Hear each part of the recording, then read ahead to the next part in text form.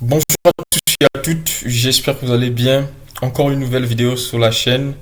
Ici, l'objectif est de répondre à la question qui est souvent posée dans des groupes ou dans des commentaires sur des vidéos YouTube. Quel document faut-il fournir pour faire votre démarche Campus France?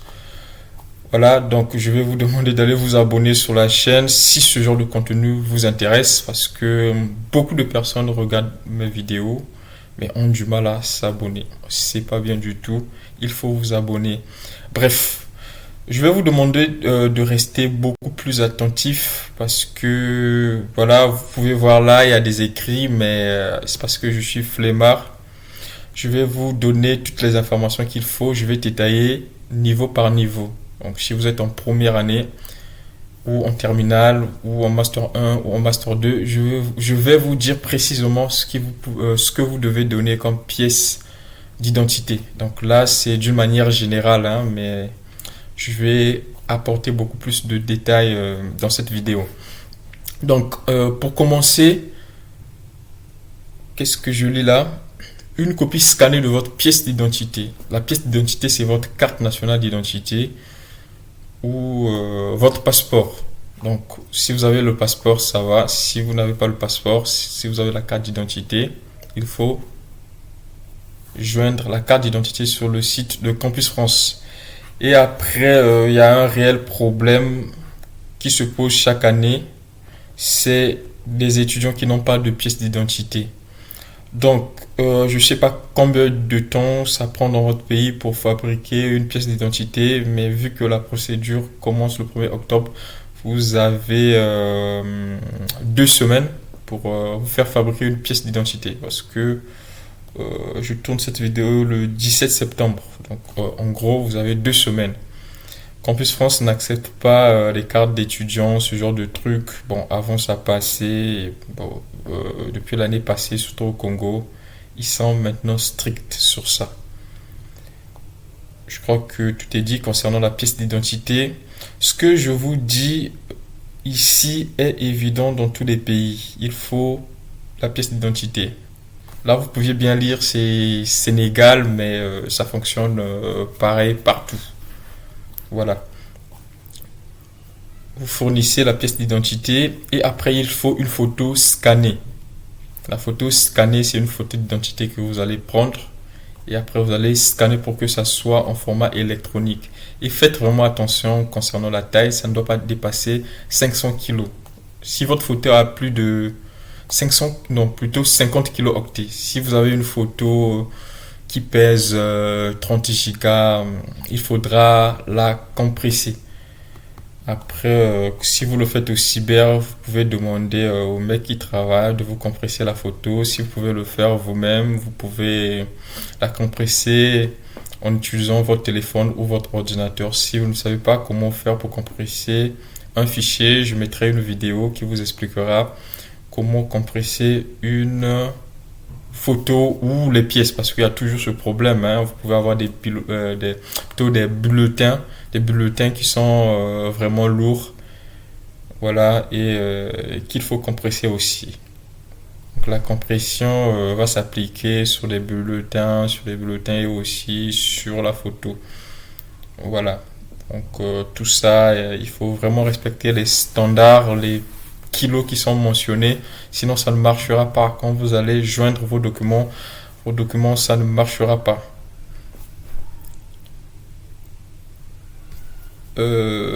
L'élément suivant, c'est le relevé de notes du bac et le diplôme du baccalauréat. Là, je vais apporter une précision. Relevé du bac, ouais, ça il faut l'avoir. Le diplôme du baccalauréat, si vous n'avez pas le diplôme du baccalauréat, le diplôme, hein, en tant que tel, le papier cartonné là, je ne sais pas si c'est un papier cartonné, voilà. Donc si vous n'avez pas le diplôme du bac, vous pouvez fournir l'attestation de réussite au bac, ça passe. Et il est important aussi de noter, vous ne pouvez pas faire la procédure Campus France sans avoir le bac, parce que vous allez intégrer l'université. Au minimum, c'est le bac. Après, ou attestation de réussite. Voilà, ça a été précisé, mais vu que je suis trop pressé, je n'ai pas pris mon temps de bien lire. Donc si vous n'avez pas le diplôme, fournissez l'attestation de réussite au bac. La taille 300 kg. Ce qu'il faut comprendre, le kilo est plus faible que le méga. Donc si vous avez déjà des mégas, il faut compresser. Là, les bulletins du premier et deuxième semestre des 3 dernières années d'études validées. Là, on ne parle que des années validées. Donc, si vous avez échoué, ça ne sert pas de mettre des bulletins, des bulletins non validés. Ça ne sert pas de mettre des bulletins non validés. La taille est toujours 300 kg. C'est la taille maximale. On dit taille maximale. Ça peut peser moins, mais la taille maximale est de 300 kg. Pour les titulaires du bac, donc là, c'était d'une manière générale. Campus France demande toujours les 3 dernières années d'études réussies. Donc là, je vais maintenant vous dire en fonction de votre niveau d'études, au cas par cas. Si vous êtes en terminale cette année, ça ne sert pas d'attendre le bac pour candidater. Vous pouvez faire votre démarche Campus France. Donc, si je respecte ce qui a été dit là, les bulletins des 3 dernières années réussis. Si vous êtes en terminale, vous devez fournir vos bulletins de la seconde, premier trimestre, deuxième trimestre, troisième trimestre, si vous avez un système de trimestre. Donc, si vous êtes évalué 3 fois dans l'année, si vous avez un système de semestre, le système de semestre, on croise beaucoup plus à l'université. Au lycée, je sais pas, moi, là où j'ai étudié, c'était un système de trimestre. Maintenant, si vous avez un bulletin unique aussi, voilà, qui résume tout, ne vous inventez pas des bulletins, fournissez ce que vous avez. Donc, si premier trimestre, deuxième trimestre, troisième trimestre, si vous avez un système de trimestre, si vous avez un système de bulletin, de bulletin unique, vous fournissez le bulletin unique que vous avez. Ça, c'est pour la seconde. Pour la première aussi, c'est pareil. Donc, 3 dernières années réussies. Vous allez commencer pour les élèves de la terminale, donc seconde, première. Pour la première, fournissez les mêmes éléments aussi. Bulletin, premier trimestre, deuxième trimestre, troisième trimestre. Si c'est un système unique, vous fournissez le bulletin. Après, si vous n'avez pas encore fait le bac, c'est une année en cours. Donc, vous allez mentionner année en cours. Vous remplissez à partir de la seconde jusqu'en terminale. La terminale, c'est l'année en cours. Vous pouvez mettre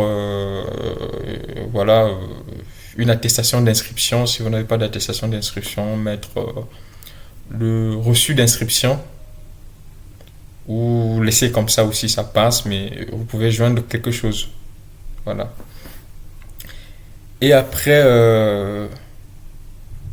ça c'est pour la terminale. Donc au lieu des 3 dernières années, vous commencez à partir de la seconde.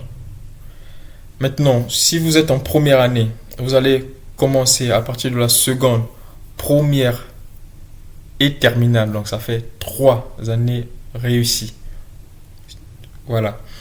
Donc pour la seconde, j'ai dit c'est les 3 bulletins. La première, les 3 bulletins. La terminale, vu que vous postulez en L1 et que vous avez déjà votre bac, pour la terminale, vous fournissez le premier trimestre, le deuxième trimestre et le troisième trimestre, c'est le bac blanc. Donc, si vous avez un bulletin, le bac blanc est souvent considéré comme étant le troisième trimestre. Donc, si vous ne l'avez pas, il n'y a pas de problème aussi. Vous mettez le premier trimestre et le deuxième trimestre. Et en plus de ça, vous allez mettre l'attestation de réussite au bac et le relevé de notes du bac. Voilà, ça vous fait 3 années. Je vais aller beaucoup plus vite. Donc, si vous voulez postuler en deuxième année, donc en L2, vous devez commencer à remplir depuis la première. Vous allez remplir les bulletins de la première, terminale et la L1. Ça fait 3 années d'études réussies. Si vous êtes en L2, vous allez compter 3 dernières années réussies. En L2, ça va faire première, terminale, L1. Donc, quand je dis L2, ça veut dire que vous avez déjà validé la L1. Voilà, si vous voulez postuler en L3, vous allez commencer à partir de la terminale. Terminale L1 et L2. C'est pareil. Pour le master, vous commencez à partir de la L1, donc la licence 1. Donc, première année de licence, deuxième année, troisième année de licence, ça fait 3 années d'études, 3 dernières années d'études réussies. Si vous voulez postuler en M2, vous appliquez la même règle.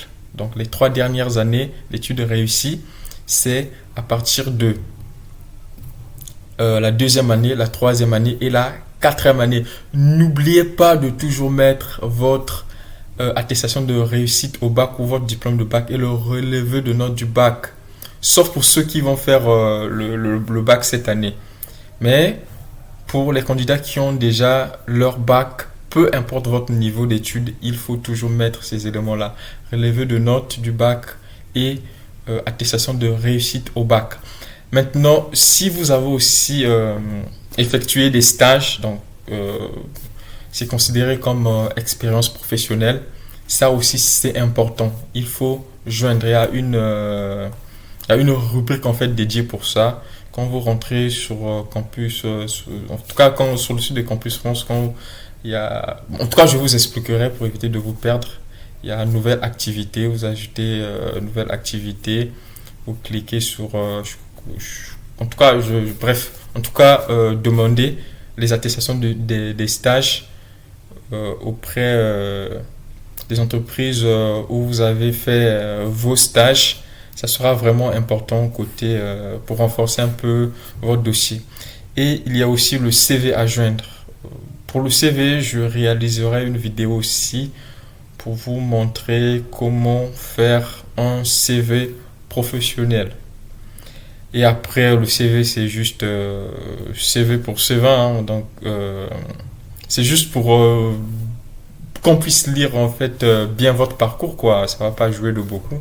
C'est juste pour retracer un peu votre parcours. Donc, ça sera inutile de bombarder des expériences ou des trucs alors que juste pour le plaisir de bombarder pour embellir le CV alors que vous n'avez pas ces expériences-là. Donc voilà, je crois que la vidéo a été courte. Si vous n'avez pas compris quelque chose, n'oubliez pas de me laisser un commentaire. Je prends toujours plaisir à lire des commentaires et je suis là toujours disposé à vous répondre. En tout cas, voilà, je vous dis au revoir et à la prochaine vidéo.